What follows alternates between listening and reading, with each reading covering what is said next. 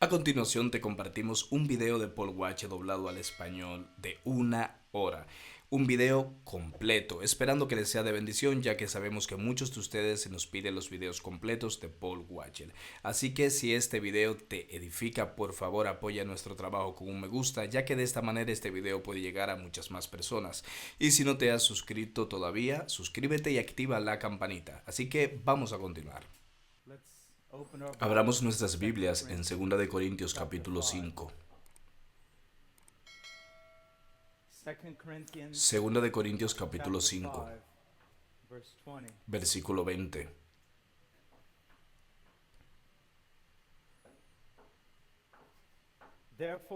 Por tanto, somos embajadores de Cristo, como si Dios rogara por medio de nosotros.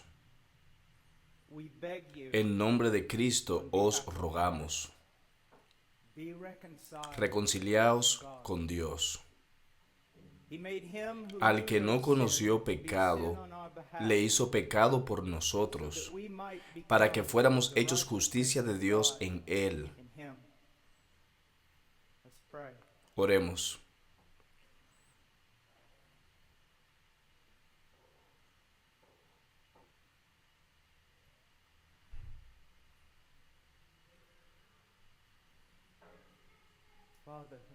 Padre, por favor,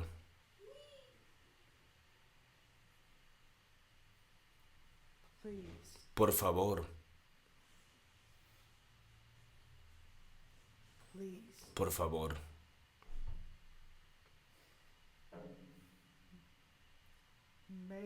¿Puedo predicar a Cristo?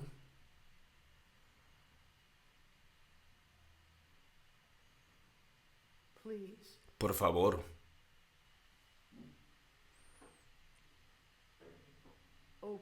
Abre los ojos y oídos de todos nosotros,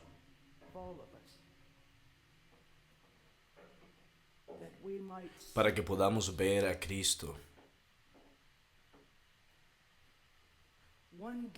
Solo hemos pedido un regalo.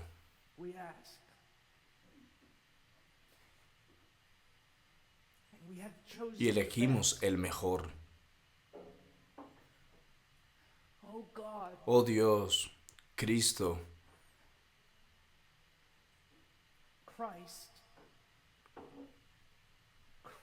Cristo, que podamos ver a Cristo.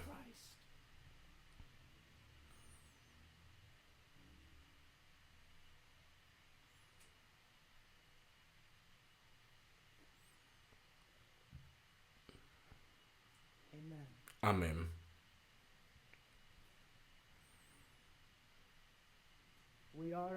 Somos embajadores. ¿Cómo es posible?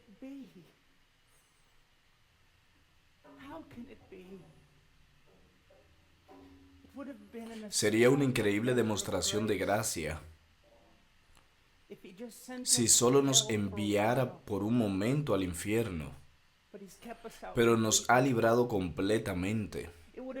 Sería una increíble demostración de gracia, una increíble demostración, si solo nos pusiera en un lugar neutral, donde no pudiese ser encontrado un lugar para nosotros y solo nos dejara allí por la eternidad. Eso sería gracia por nuestro pecado.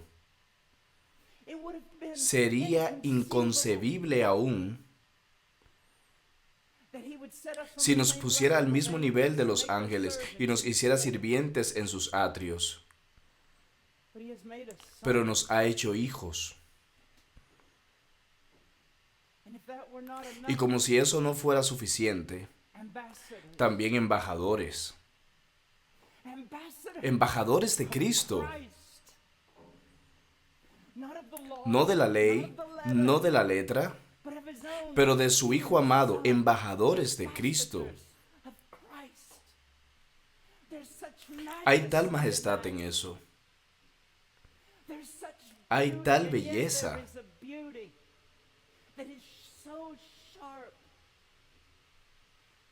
que mata al predicador. Tiene el poder de desintegrar su mente y estallar su corazón en 1000 pedazos.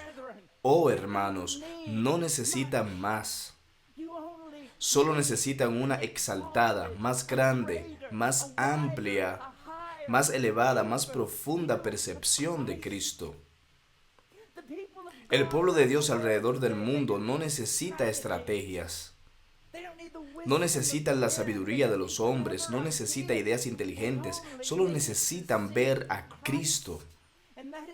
Y esa es la carga. Ese es el terror, el dolor y la belleza de la predicación. Hermanos, no somos hombres del pueblo. Y aunque debemos amarlos y caminar entre ellos, somos antes que nada hombres de Dios. Y nuestra tarea principal es estar en sus atrios. Estar en sus atrios. Estar en el estrado de sus pies. Y decir, nada de lo que tengo hasta ahora es suficiente. Debo tener más de Cristo. Y luego mirar al pueblo de Dios y verlos hambrientos. Y ver que tenemos tan poco poder y exclamar, oh Dios, yo no soy un predicador. No soy un predicador. Consuma mi corazón con Cristo para poder pararme ante tu pueblo y proclamar con tu palabra que tener una visión más elevada de Él y ver a Cristo es suficiente. Es suficiente. Pero otra vez, este es el dolor de predicar. ¿Por qué alguien querría arriesgarse a entrar en una profesión en la que cada vez que abre su boca falla? No hay nada. Él es tan grandioso que la mente no puede comprenderlo. Spurgeon siempre lamentó que aún teniendo el mejor vocabulario y aún teniendo los labios de su serafín, no importaría. Todo lenguaje falla. Todo lenguaje falla. Así que si intentáramos algo esta tarde,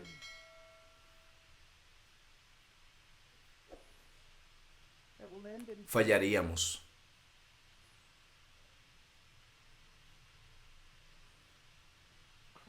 Cristo. Oh, que Dios me lo mostrara y que te lo mostrara a ti.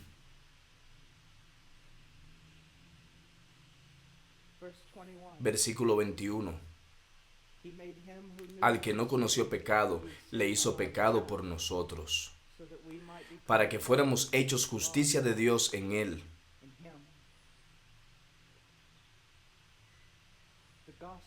El Evangelio de esta grandiosa corona de doctrina, de esta majestuosa diadema de teología, la joya central que brilla más que todas las demás, que es la fuente de todas las demás doctrinas, es el Evangelio de Jesucristo.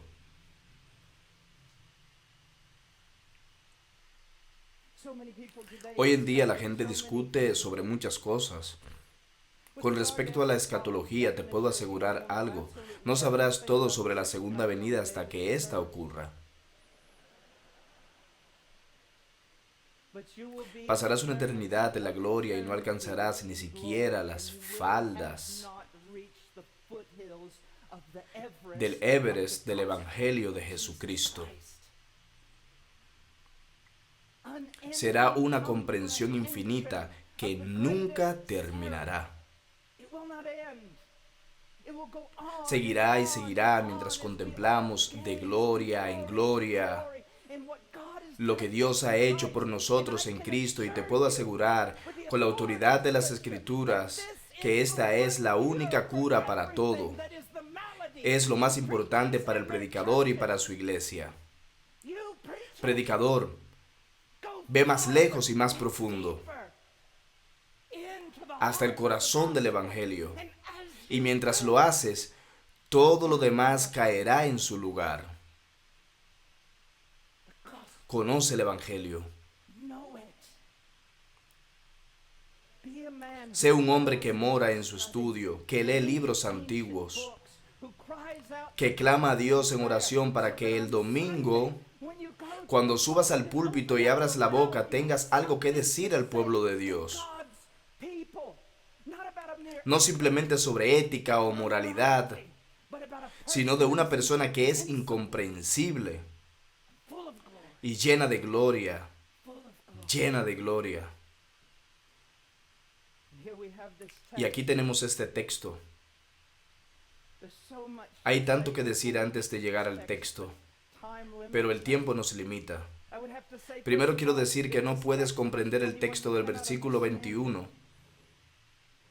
Dirás, sí, hermano Pablo, no podemos entenderlo hasta que no sepamos qué tan vil es el pecado.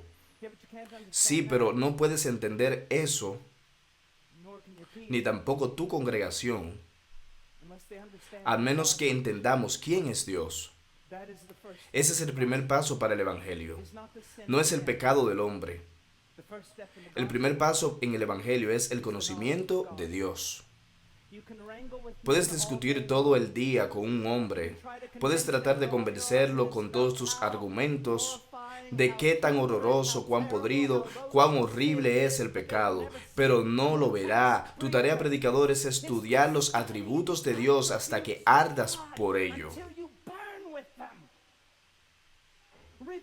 Revela a Dios al pueblo a través de la proclamación de la palabra y ellos verán su pecado. Cuando prediques en las calles, predica los atributos de Dios. Y en esa luz, toda oscuridad se mostrará. Será claramente visible. Y antes de que podamos pasar a Isaías y entenderlo, debemos entender cuál es el gran dilema. Y me sorprende esto mientras leo los libros antiguos, particularmente los reformados, incluyendo los puritanos, parece que en cada página hablan de este tema. Y casi nunca lo escucho en la predicación moderna, y el tema es este, la gran pregunta de toda la Escritura. De donde todo se deriva, según Pablo en el capítulo 3 de Romanos, es esto. Es un dilema divino. ¿Cómo puede ser Dios justo? ¿Cómo puede ser verdaderamente justo y justificar al impío? Está mal. ¿Cómo puede ser esto? Antes de ir al texto, quiero mostrarte utilizando el Antiguo Testamento. Acompáñame por un segundo a Éxodo 34. Aquí tenemos una revelación de Dios a Moisés. Y es un paralelo con Isaías 6, 34:5. Y el Señor descendió en la nube y estuvo allí con él, mientras éste invocaba el nombre del Señor. Entonces pasó el Señor por delante de él y proclamó: el Señor, Dios compasivo y clemente, lento para la ira y abundante en misericordia y fidelidad, el que guarda misericordia a millares, el que perdona la iniquidad, la transgresión y el pecado, y que no tendrá por inocente al culpable. ¿Puedes ver el problema en este texto? Cuando dice el que perdona la iniquidad, la transgresión y el pecado, es una manera hebrea de ampliar los términos uno sobre otro para decir que Dios perdona todo tipo de pecados. Y entonces la siguiente declaración nos genera una enorme confusión, porque dice esto, y que no tendrá por inocente al culpable. ¿Cómo puede ser esto verdad? ¿Cómo puede tener ambas cosas en el mismo pasaje, en relación con el mismo Dios? Sigamos y vayamos al libro de los Salmos por un momento, capítulo 32. Versículo 1. Cuán bienaventurado es aquel cuya transgresión es perdonada, cuyo pecado es cubierto. Cuán bienaventurado es el hombre a quien el Señor no culpa de iniquidad. Cuando lees eso, alabas a Dios. Sí, lo lees a la luz de lo que Dios es. Mira lo que está diciendo. ¿Dios cubre el pecado? Yo pensaba que esa era la estrategia de los jueces corruptos. ¿Cómo puede un Dios santo y justo cubrir pecados? ¿Cómo? Es el dilema ético, moral, teológico, filosófico del rey David. Él debía morir. Adán debía morir. Noé debía morir. Abraham debía morir. David debía morir. Todos debían morir si Dios es un Dios justo. ¿Cómo puede cubrir el pecado y aún así ser justo? Vamos a Proverbios 17, versículo 15. El que justifica al impío y el que condena al justo. Ambos son igualmente abominación al Señor. Si vamos al Nuevo Testamento, escucharemos, y especialmente en Romanos 3 y 4, ¿qué es lo que escucharemos? Escucharemos alabanzas de hombres, de apóstoles y de ángeles. ¿Sobre qué? Sobre que Dios justifica a los impíos. Dios justifica al impío. Y escribimos tanto sobre ello, predicamos sobre ello, exaltamos el perdón de Dios sobre los impíos. Este es el gran problema, dice el libro, y las escrituras solo pueden ser quebradas, que cualquiera que justifique al impío es abominación para el Señor. Entonces, ¿cómo es que el Señor justifica al impío? Esa es la gran pregunta del Evangelio. Y con todo es muy descuidada hoy en día. La gente no lo entiende, no se habla lo suficiente de los atributos de Dios hoy en día. Vayamos por un momento al libro de Miqueas.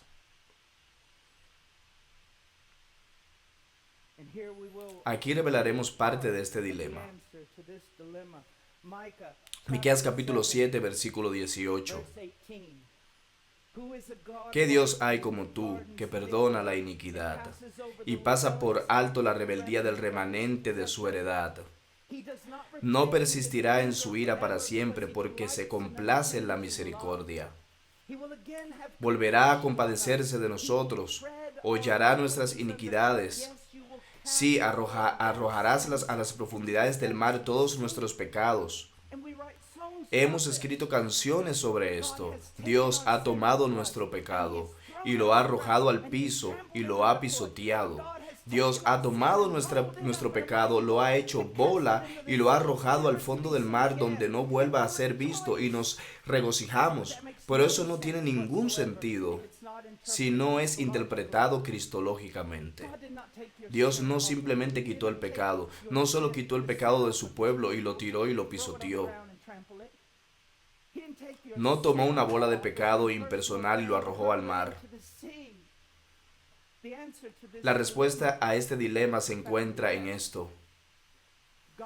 Dios tomó tu pecado y lo puso sobre su Cristo perfecto y lo pisoteó a él bajo los pies de la ira de Dios. Dios tomó el pecado de sus elegidos. Dios quitó el pecado de su iglesia, lo hizo bola y lo echó sobre Cristo, y luego arrojó a Cristo al mar de su ira. La única manera, según Pablo, en que Dios puede ser justo y el que justifica al impío es porque hay un rescate. Es porque hay una proposición, hay un sacrificio tan puro, tan poderoso, tan satisfactorio para Dios, que satisface la exigencia de justicia por parte de Dios y aplaca su ira. Ahora bien, a la luz de eso, vemos nuestro texto: al que no conoció pecado. Cuando vemos eso, ¿qué pensamos? Él cumplió la ley, nació bajo la ley y cumplió la ley. Sí, eso es verdad, pero es algo mucho más poderoso que eso. Es mucho más glorioso. Déjenme darles un ejemplo. ¿Cuál crees que sea el mayor pecado? Quizás pienses que es romper el más grande mandamiento, el amar a Dios con todo tu corazón, mente, alma y fuerzas. Escúcheme bien. Jamás ha habido un ser humano en este planeta, en todos los miles de años de la historia humana, en todos los millones de personas que han caminado en esta tierra, jamás ha habido entre toda esa masa solo una persona que por una fracción de segundo haya amado al Señor con todo su corazón, mente, alma y fuerzas. Piensa en ello. Entre los millares de la simiente de Adán, ni uno solo, por una fracción de segundo, ha amado a Dios con todo su corazón, mente, alma y fuerzas. Y aún con eso, este Jesús de Nazaret nunca pasó un segundo sin amar al Señor su Dios con todo su corazón, mente, alma y fuerzas. Es absolutamente asombroso. Es asombroso. Grítalo con todas tus fuerzas, deja que te arranque el corazón del pecho. Esto es suficiente para impulsar a un cristiano, es un sinnúmero de eras de piedad. Mira a este hombre, Jesús, y lo que hizo. Nuestro victorioso conquistador, campeón, hizo lo que ninguno de nosotros podíamos hacer, ninguno de nosotros podemos hacerlo. Y luego cuando dice que ha sido tentado en todo como nosotros, oh hermanos, piensen antes de predicar este texto. Oh sí, Él fue tentado como nosotros, justo como nosotros. Nunca falló, oh sí, pero no estás entendiendo. Imaginen que al lado de mí está un levantador de pesas de clase mundial. Y entonces pones una barra de 20 kilos en su espalda y otra en mi espalda. Yo estoy bien y él está bien. Luego pones de 2 pesas en las barras y ahora ambos tenemos 60 kilos y aún estamos bien. Y luego pones otras. Ahora cada uno tiene 100 kilos. Sí, aún puedo hacer sentadillas. Así que estoy bien. Pero luego llegamos a 160 kilos. Temblaré y no querré agacharme porque no podré levantarme. Él está bien. Y luego ambos tenemos 405 kilos y él ni siquiera suda. Y yo me caigo y me quiebro en 1000 pedazos. Si se pone la tentación sobre él más fuerte de nosotros, y se pone sobre él, nosotros nos quebraríamos. Pero la tentación fue puesta y puesta y puesta sobre él. Y permaneció y permaneció y permaneció. Lo que vino sobre él fue mucho más allá de cualquier cosa que nos haya tocado. Y con todo y esto, este Cristo de espalda ancha, este Salvador de pecho amplio, permaneció absolutamente inamovible. Él es un campeón, es un rey, y eso se lo ganó a pulso.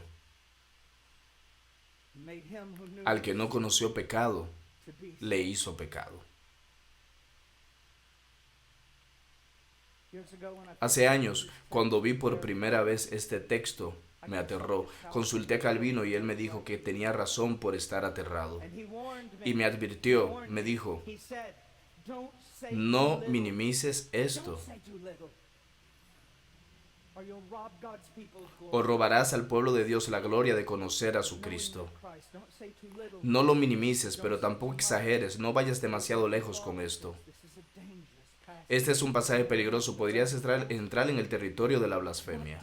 ¿Qué significa que Él fue hecho pecado?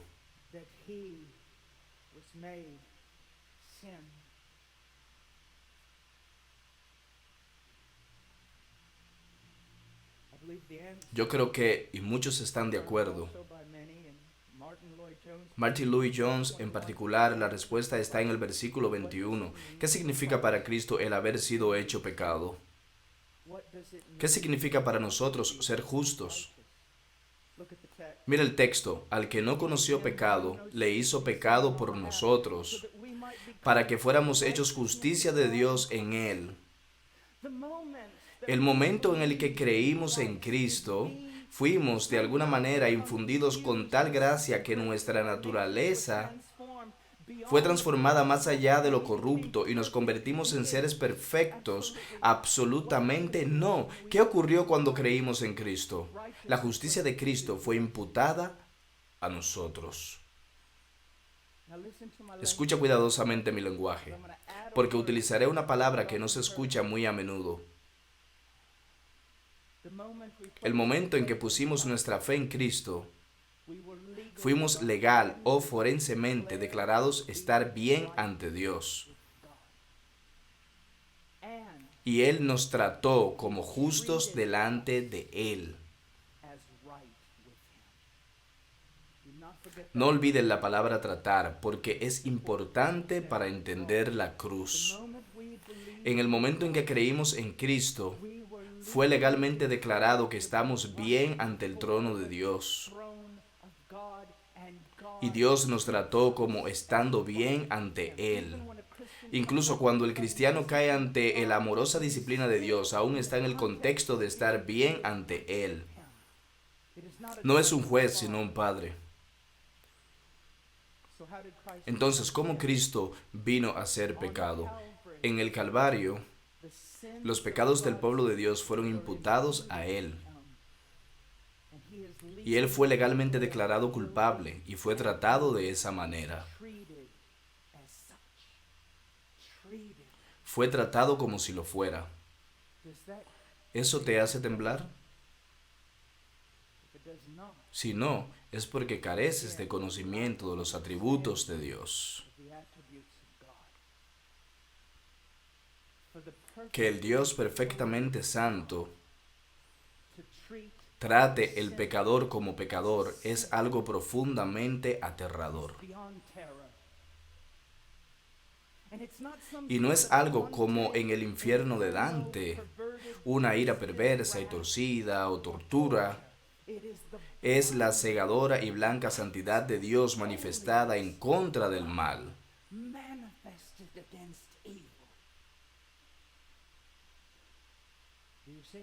¿Te das cuenta?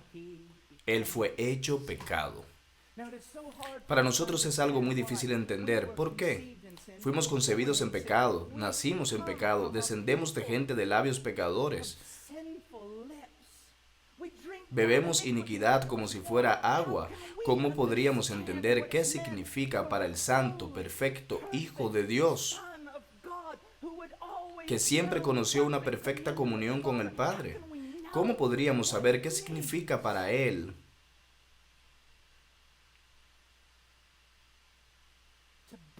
el soportar el pecado?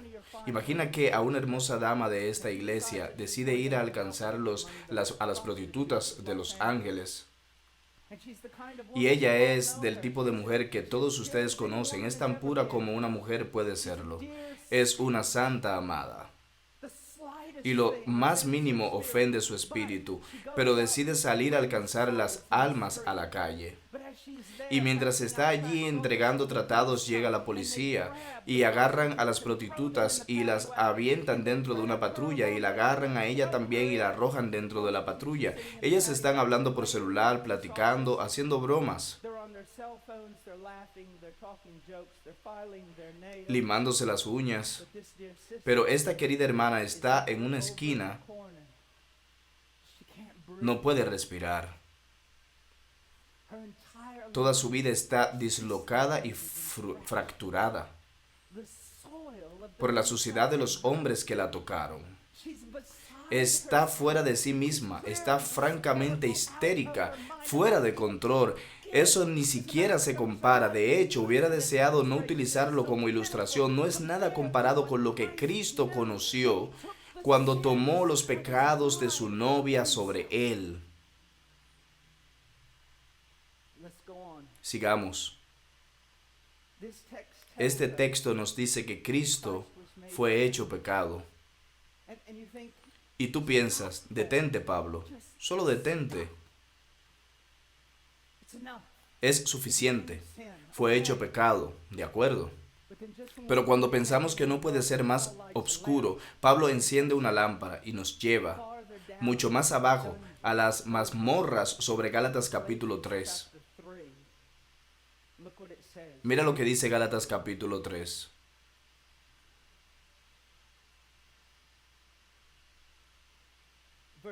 Versículo 10. Porque todos los que son de las obras de la ley están bajo maldición, pues escrito está, maldito todo el que no permanece en todas las cosas escritas en el libro de la ley para hacerlas. Bien, toma muchas lecturas entender exactamente qué significa ser maldito, pero permíteme resumirlo. El pecador, no solo ante Dios, pero ante toda criatura santa en el cielo, la última cosa que ese pecador escuchará, y él es tan vil, tan repugnante ante Dios, lo último que ese pecador escuchará cuando ponga un pie en el infierno será a todo el cielo, a toda la creación de pie aplaudiendo a Dios, porque Dios ha librado a la tierra de él.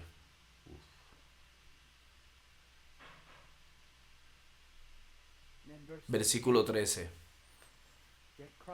Cristo nos redimió de la maldición de la ley, habiéndose hecho maldición por nosotros. Porque escrito está, maldito todo el que cuelga de un madero.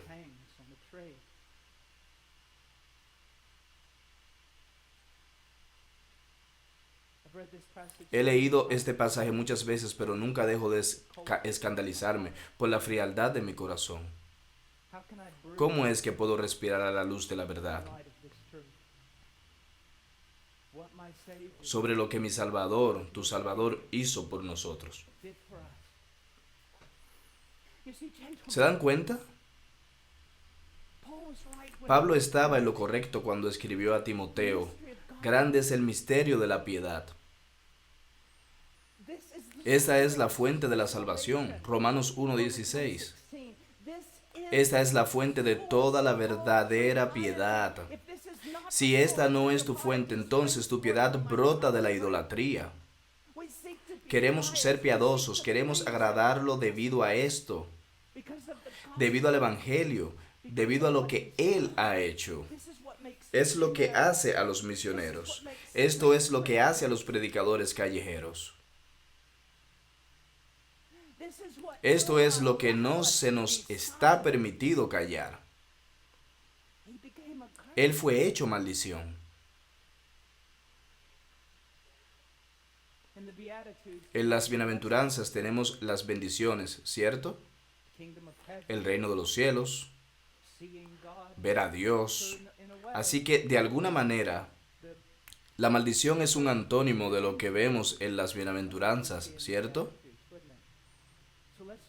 Así que reinscribámoslo.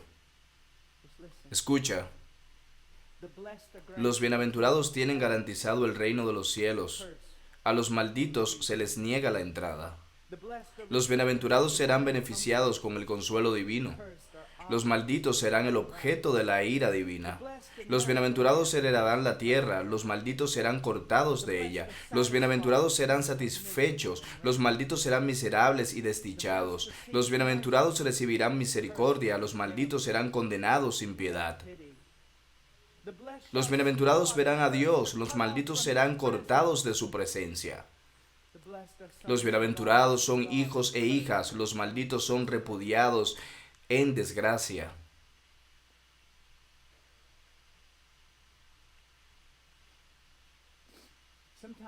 Honestamente, a veces, si no estamos firmes en el Evangelio, si no estamos cristológicamente, eso de estar centrados en el Evangelio se puede volver algo tan trillado.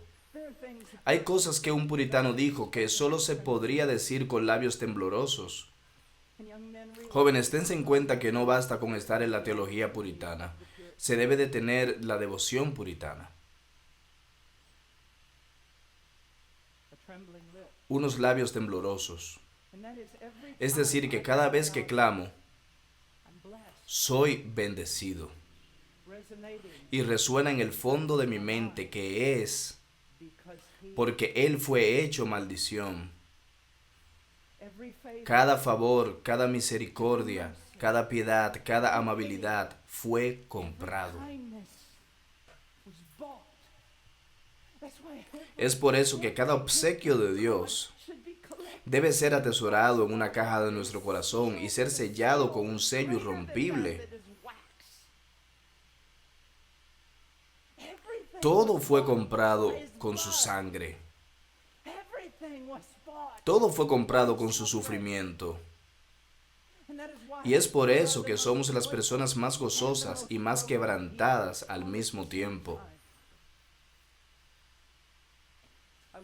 Ahora quiero ir a... No necesitas buscarlo, no tenemos tiempo, pero cuando habla acerca de la maldición, si buscamos en Deuteronomio 27 y 28, encontraremos algo muy inusual que ocurrió en el campamento de Israel. ¿Y qué ocurrió? El campamento fue dividido.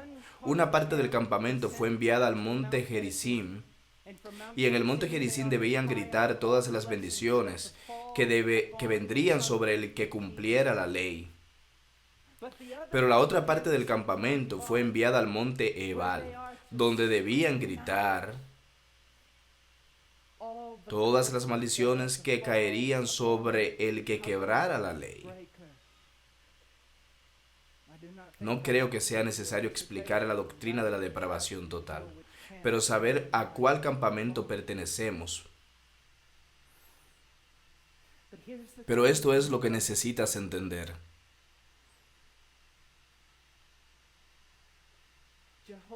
Jehová siempre ha tenido solo un siervo, un testigo,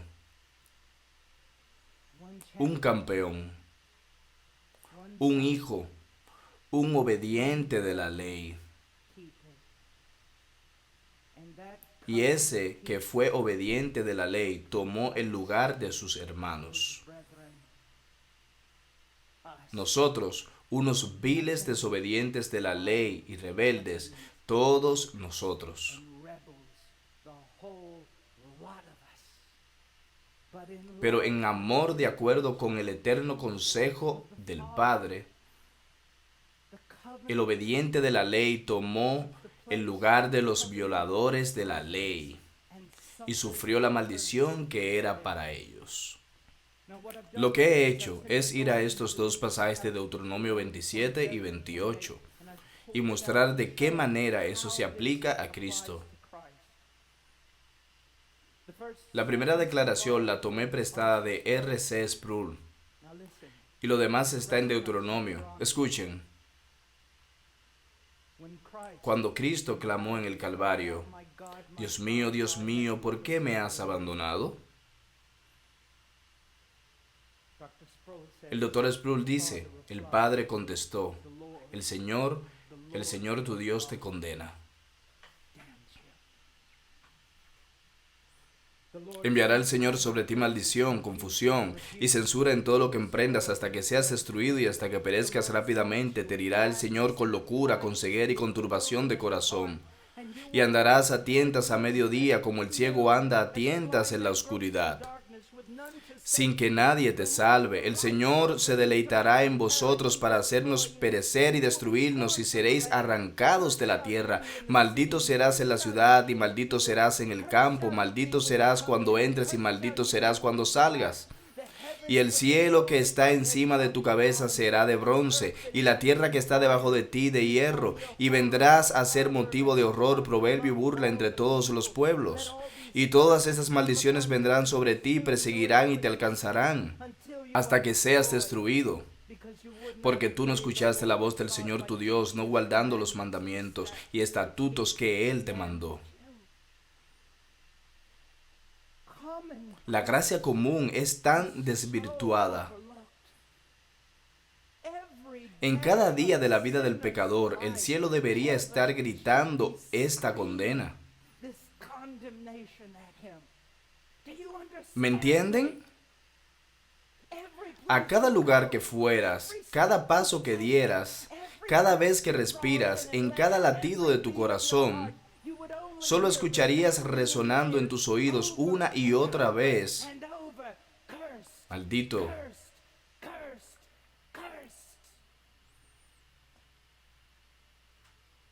Y entonces en el día del juicio de Dios sería vindicado y te enviaría al infierno, donde escucharías: maldito, maldito, maldito. Pero un hermano mayor y el obediente de la ley, el Mesías, el Hijo de Dios, el victorioso, el campeón, Él vino y tomó nuestro lugar y cargó la maldición en nuestro lugar. Escribí aquí: mientras Cristo llevaba nuestro pecado en el Calvario, Él fue condenado como un hombre que hace un ídolo y lo levanta en secreto. Él fue condenado como el que deshonra a su padre y a su madre, como el que reduce el límite de su prójimo, como el que hace errar al ciego en el camino, como el que pervierte el derecho del extranjero, del huérfano y de la viuda. Fue condenado como uno que es culpable de toda perversión e inmoralidad, como el que hiere a su prójimo ocultamente, como el que recibe soborno para matar al inocente, como aquel que no confirma las palabras de esta ley para hacerlas. En el libro de los Proverbios, solo a modo de ilustración, dice: como el gorrión en su vagar y como la golondrina en su vuelo, así la maldición nunca vendrá sin causa. ¿Cómo es que la maldición vino sobre la rama? Solo porque la rama tomó mi lugar. Tomó nuestro lugar y llevó nuestro pecado. Otra vez leemos: nuestra maldición no vino sobre la rama por alguna falla de su carácter o por algún error en él, sino porque compró los pecados de su pueblo y llevó esa iniquidad ante el trono de juicio de Dios. Ahí permaneció, descubierto, desprotegido y vulnerable a todo recurso de juicio divino que era para nosotros. David dijo esto: cuán bienaventurado es aquel cuya transgresión es perdonada, cuyo pecado es cubierto. Cuán bienaventurado es el hombre a quien el Señor no culpa de iniquidad y en cuyo espíritu no hay engaño. Aquí escribí: el pecado imputado a Cristo fue expuesto ante el Dios de los ejércitos de los cielos. Él fue señalado ante los hombres, hecho espectáculo ante los ángeles y los demonios. Las transgresiones que llevó no le fueron perdonadas, y los pecados que cargó no fueron cubiertos. El hombre recibió bendición porque su iniquidad no le fue imputada, cuando Cristo fue maldecido inconmensurablemente, porque la iniquidad de todos nosotros cayó sobre él. En la renovación del pacto en Moab escuchamos esto. Hay una advertencia hecha al pueblo de Israel y dice así: con respecto al que viola la ley, el que desobedece la ley de Dios, la ira del Señor y su celo arderán contra ese hombre, y toda la maldición que está escrita en el libro caerá sobre él.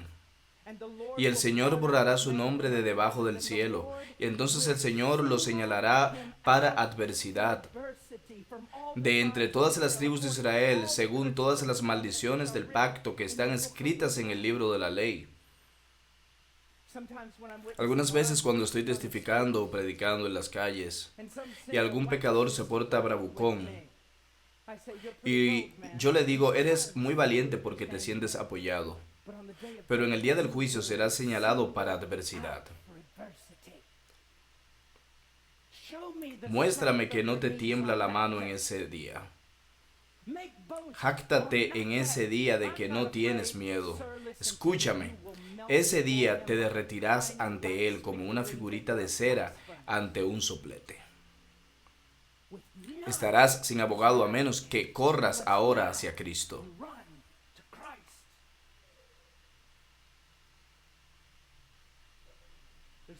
Hay un pasaje de bendiciones. Es hermoso, pero otra vez, a veces perdemos el punto. El Señor te bendiga y te guarde. El Señor haga resplandecer su rostro sobre ti y tenga de ti misericordia. El Señor alce sobre ti su rostro y te dé paz. Le enseñamos esto al pueblo de Dios sin decirles que esto es imposible. ¿Cómo podría el Señor hacer esto a los pecadores? Y es solo porque en la cruz, el único que merecía tal bendición de Jehová fue el único que llevó la maldición para que pudiéramos ser bendecidos. En el tiempo que nos queda, veamos algo sobre el jardín. Esto es absurdo.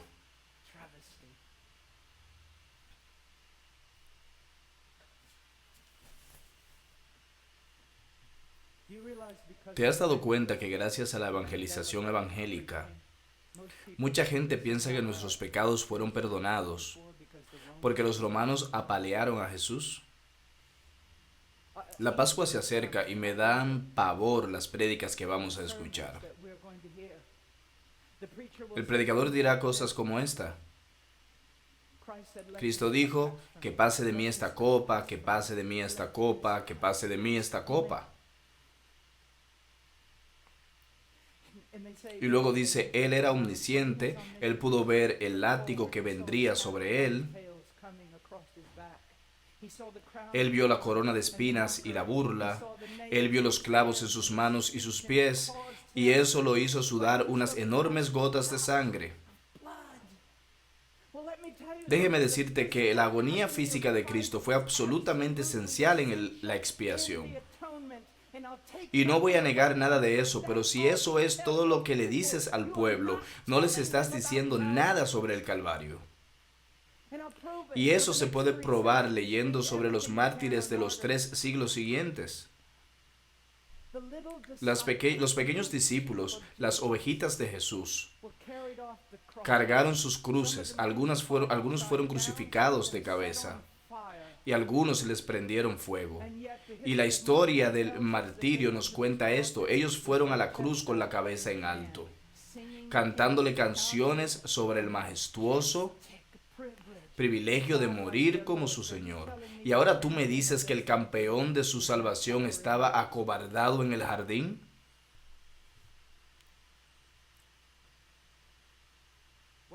¿Qué había en la copa? Salmo 75. Porque hay un cáliz en la mano del Señor y el vino fermenta, lleno de mixtura, y de éste Él sirve. Ciertamente lo sorberán hasta las heces y lo beberán todos los impíos de la tierra.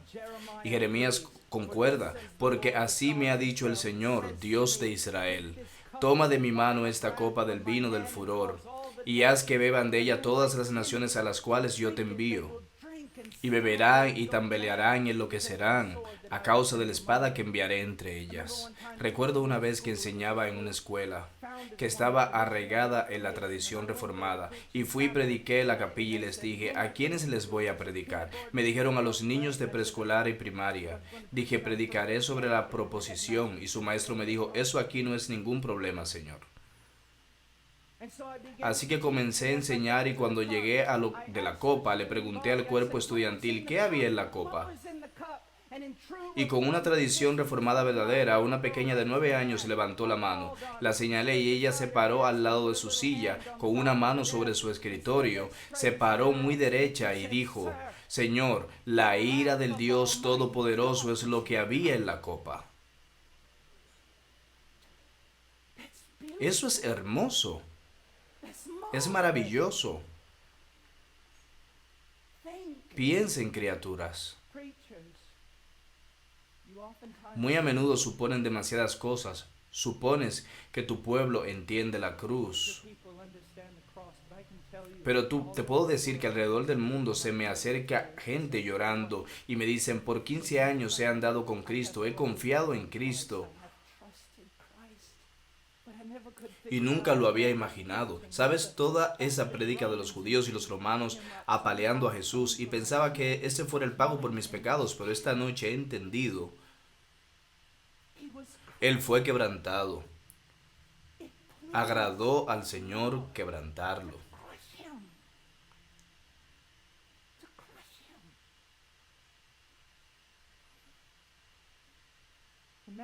Imagina que estás en un pequeño pueblo que está como a medio kilómetro de una presa.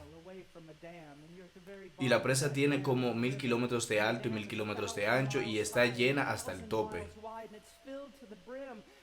Y una mañana en un estruendo te despierta, corres a la ventana y ves que la presa se ha quebrado. Y ves que una pared de agua que llega hasta el cielo viene hacia ti.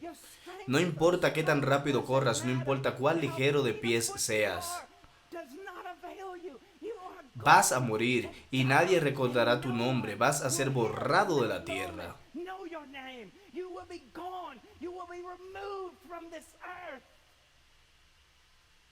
Y antes de que la ola golpee tu casa, la tierra se abre y bebe toda el agua.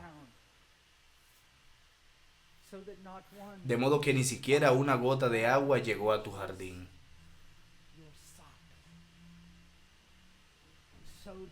Alaba a Cristo, nuestro poderoso campeón. En el Calvario tomó nuestro pecado y soportó la ira del Dios Todopoderoso.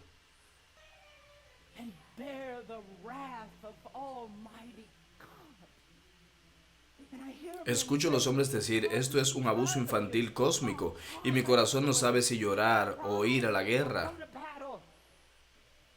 Esa es la verdad más preciosa para mí, porque mis pecados son tan terribles que solo una obra como esa puede salvarme. Una vez predicaba en una universidad secular sobre la expiación y un estudiante se levantó y dijo, tengo una pregunta para usted. Le dije, dime, ¿cómo puede el sufrimiento de un par de horas de un solo hombre en una cruz salvar una multitud de hombres, una multitud incontable según usted, de hombres del juicio eterno? Le dije, hijo, lo dijiste para hacer el mal, pero Dios lo utilizará para el bien. Gracias por hacer esa pregunta. Ahora siéntate. ¿Quieres saber cómo un hombre muriendo solo por un par de horas en un madero puede salvar una multitud de hombres de una eternidad en el infierno? Porque ese hombre vale más que todos ellos juntos. Si tomas montañas, montes y todo lo demás, si tomas todo planeta, toda estrella, toda forma de belleza, todo lo que canta, todo lo que resplandece, y lo pones en una balanza, y pones a Cristo en el otro lado, Él pesará más. Él pesará más.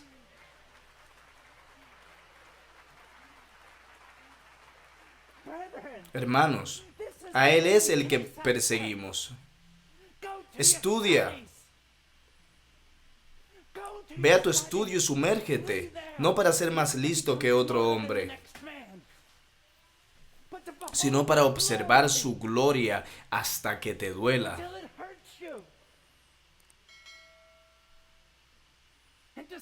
hasta que te desintegre y te reconstruya y te haga un predicador.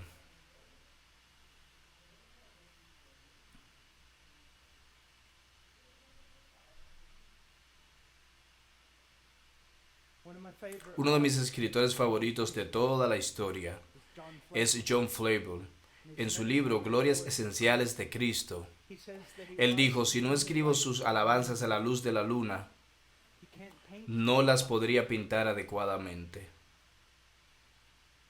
Y hay un pasaje en su primer volumen que yo retitulé Perdóname en el cielo, pero se llama La ganga del Padre con el Hijo. Quiero que escuches. ¿De qué manera tan concisa expone el Evangelio?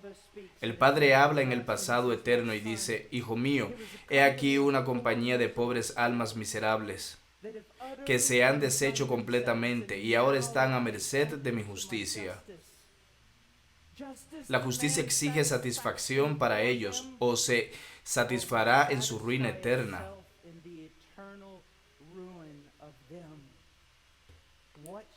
¿Qué será hecho por estas almas? Hombre, eso es verdad. Cristo responde: Padre mío, tal es mi amor y compasión por ellos. Sabes, hay muchas modas en el cristianismo, aún en los círculos reformados. Uno de ellos, el cual es una verdad espectacular, pero necesita ser entendido, es que Dios ha hecho todo para su propia gloria. Y eso es verdad, verdad, verdad. Pero a veces escucho, especialmente a predicadores jóvenes, que minimizan el amor que Dios depositó en su pueblo. Dios ha hecho todo para su propia gloria. En Deuteronomio 7, básicamente Israel le pregunta a Dios, ¿por qué amas? Y Dios responde antológicamente, te amo porque te amo. Por su propia gloria, y con todo y eso, Él ha derramado su amor sobre nosotros, y lo más especial para mí es que Cristo fue al Calvario por amor a los pecadores, por amor a su novia. Y es lo que Flavel dice: Padre mío, tal es mi amor y compasión por ellos, que en vez de que perezcan eternamente, yo seré su fiador. ¿Quién puede decir eso sino una deidad? Yo, Padre, seré responsable por ellos. Y luego dice, escucha bien: Padre, trae todas sus facturas para que pueda ver todo lo que deben. Y luego dice esto: Señor, tráelos todos. Y luego escucha esto: Señor, tráelos todos para que no quede ningún adeudado. ¿Escuchaste eso? No hay adeudados. Libre, libre, perfecto, expiación, sacrificio perfecto, libre, libre, no hay más pagos. Todas las facturas han sido pagadas. Señor, tráelos todos para que no quede ningún adeudo. Cárgalos a mi cuenta. Prefiero sufrir tu ira en vez de que ellos la sufran. Sobre mí, Padre, sobre mí carga todas sus deudas. Y el Padre respondió: Pero, hijo mío, si las descuento de ellos, debes aceptar pagar hasta el último céntimo. No esperes ningún descuento. Cuando viajas por el Amazonas en una balsa y ves la tormenta en el horizonte, comienzas a orar porque sabes que apenas podrás llegar a la orilla, y si no llegas a la orilla te vas a hundir, y oras porque las nubes sean reducidas, que de alguna manera se dividan y las mitades se aparten, y tú estarás a salvo y las olas pasarán por el lado del bote. Oras por una disminución, pero Él dice esto: no esperes ningún descuento, hijo mío. Si los perdono a ellos, no te perdonaré a ti.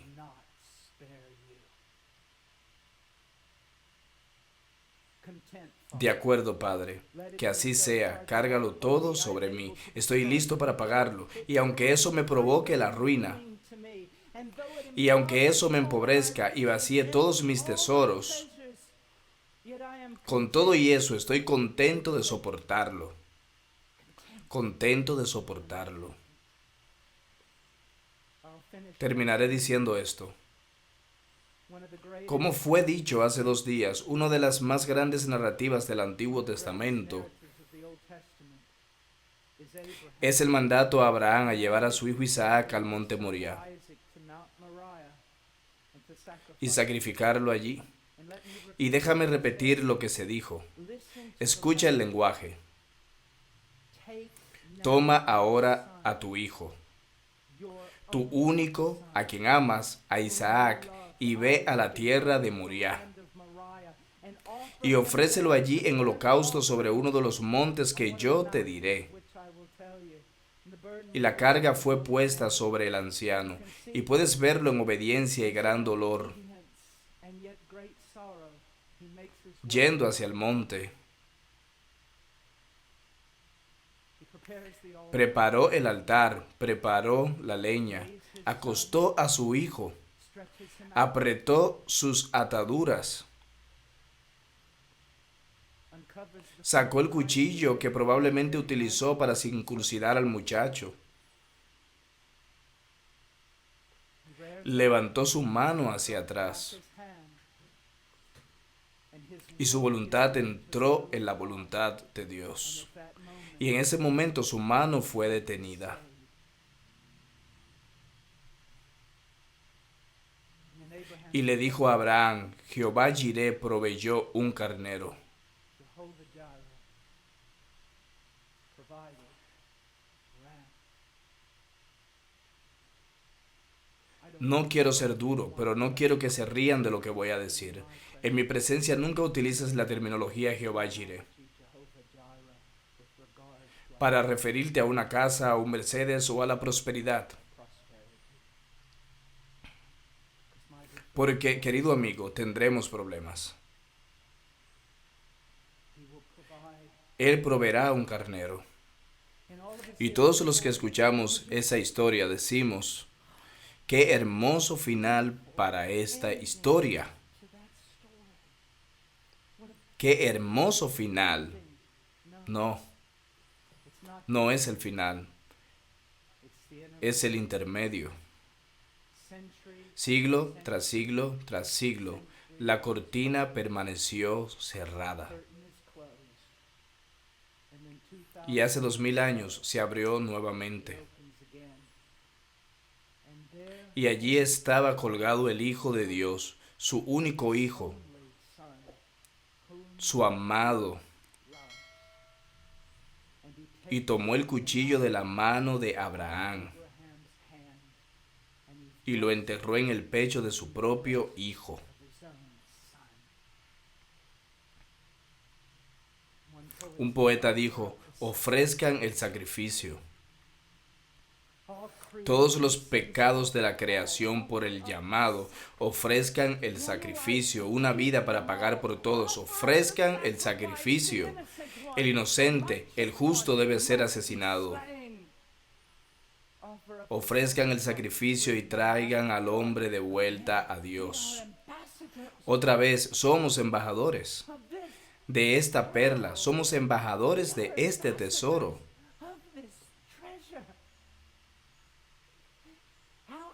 ¿Cómo puede ser, hermanos? Huye de aquí, huye de aquí y ve a tu estudio y búscalo, y búscalo para que puedas revelar más y más y más de Él a tu pueblo.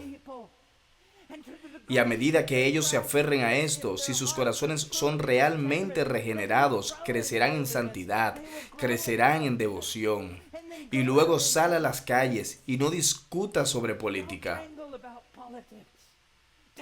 No pelees con los hombres sobre los estándares éticos. Proclama quién es Dios y lo que ha hecho. Grítalo desde la montaña, pero antes de que vayas a la montaña, asegúrate de que cuando abras la boca, salga algo de allí. Y debes saber esto, todo el conocimiento del mundo sin la oración, todo el conocimiento del mundo sin el Espíritu del Dios viviente, no sirve de nada. Hombres, cuando fui llamado al ministerio, mi pastor, que fue un hombre asombroso, me dijo, muchacho, ¿puedes estar solo?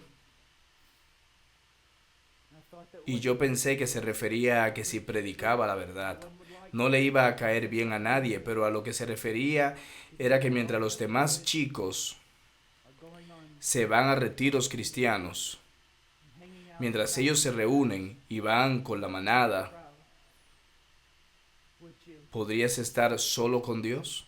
be alone with God? Can you make him? ¿Puedes hacer de Él tu morada? Can you be a rare ¿Puedes bird? ser un ave rara? Can you stay with ¿Puedes him for a permanecer while? con Él por un tiempo? Men, Varones, men. The world el mundo necesita a Cristo y la revelación de Cristo. Christ, and you Y a ustedes se les ha dado el privilegio de predicar a Cristo. preaching Christ. Now do Ahora you bien, work? ¿te empeñas en ello? For some Tal vez para algunos de ustedes sea necesario, como lo fue para mí muchas veces, cerrar mi boca y abrir mis oídos, and study y estudiar y leer, and cry. y llorar.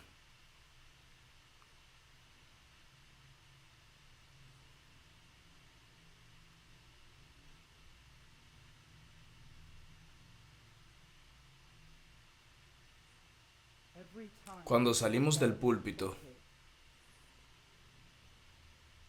we are no somos agitadores, not fakers. We are no somos mercaderes, marketers.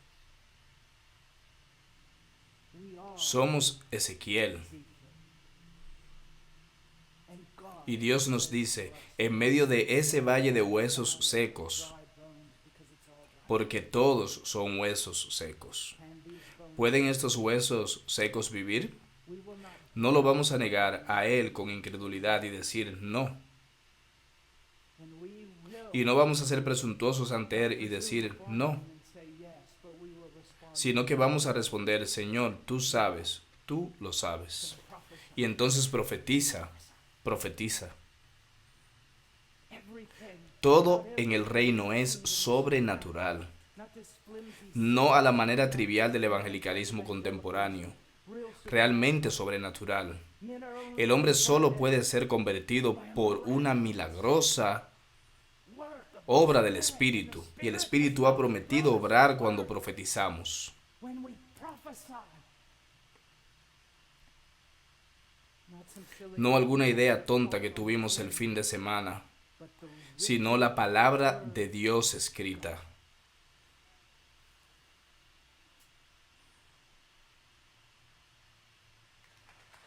Amigos, dinos en los comentarios qué te ha parecido este video. Si ha edificado tu vida, no olvides apoyarnos con un me gusta, ya que de esta manera YouTube recomienda nuestros videos a más personas. Suscríbete, activa la campanita, dinos en los comentarios también qué otra clase de video te gustaría que estemos subiendo. Ve por nuestro canal y chequea uno de los videos que hemos subido muy importante, que es 32 cosas que no están en la Biblia, y próximamente estaremos subiendo 14 frases antibíblicas que dicen los predicadores. Así que nos vemos en una próxima. ¿Contamos contigo?